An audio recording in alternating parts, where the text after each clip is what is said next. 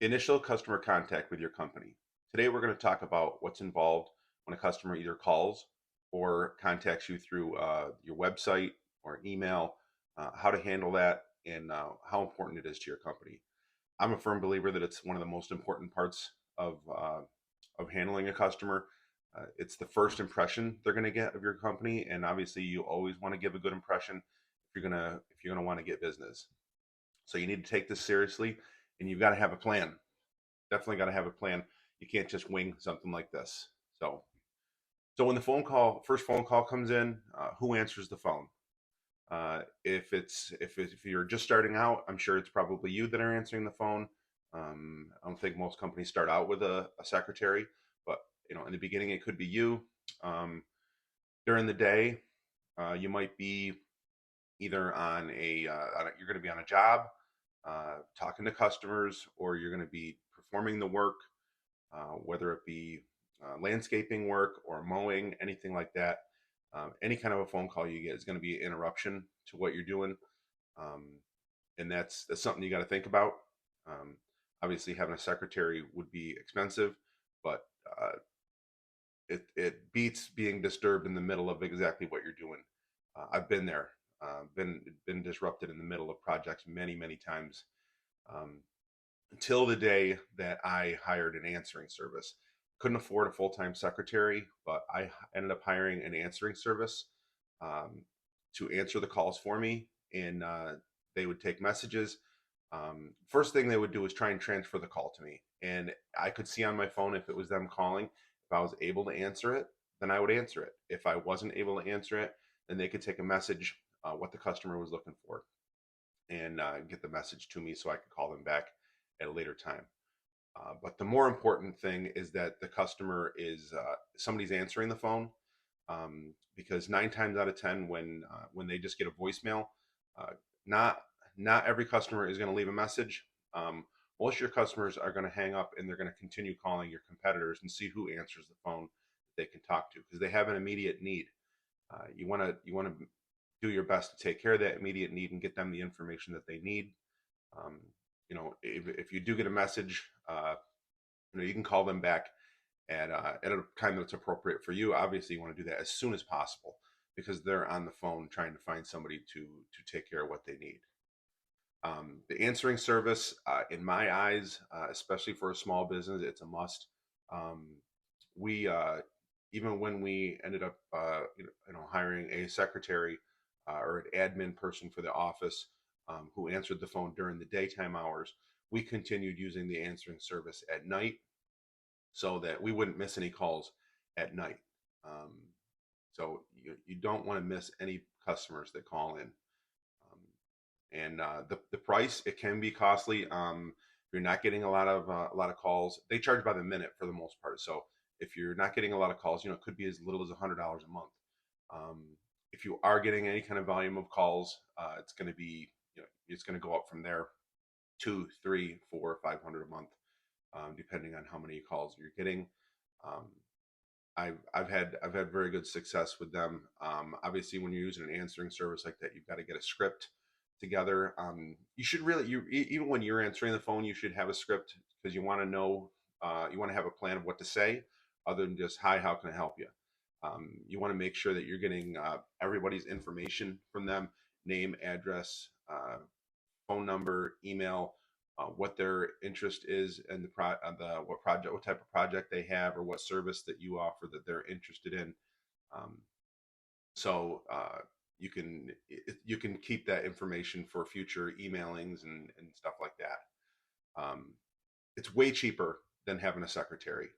When you can't afford a secretary in the beginning, you can imagine, even if you're paying somebody $15 an hour, 40 hours, that's $600 a week, plus all your taxes and insurance and everything on that.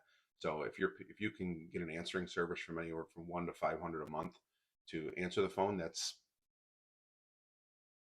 less than 20. Was it 20% of 20 to 25% of what actual admin or person answering the phone would cost? Um, it's very cost productive to do that. Um, like I said, you do need to have a script. You got to make sure you have what questions written down that you're going to ask them, or the answering service is going to ask. Uh, very very good thing to do for your business. You also want to ask how the customer has heard about you. Very important thing. You want to keep track. Obviously, everybody's doing some sort of advertising, even if it's just a small amount. You want to keep track of what the how a customer heard about your business and why they're calling you. They're either gonna answer that they heard about you from a Facebook post you did, or a referral from a friend, or flyers that you put out, or door hangers, or whatever it is, whatever kind of advertising that you do. You want to have ask every single customer how they heard about you, so you can keep track. Some softwares will do that for you. Obviously, you can do it a primitive way and just keep track on your own.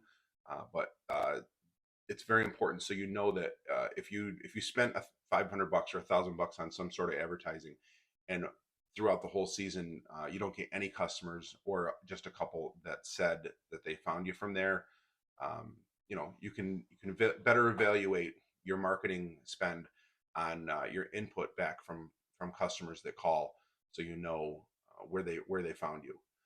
It's a very important of doing business, and you don't want to be spending your marketing dollars in wasteful places.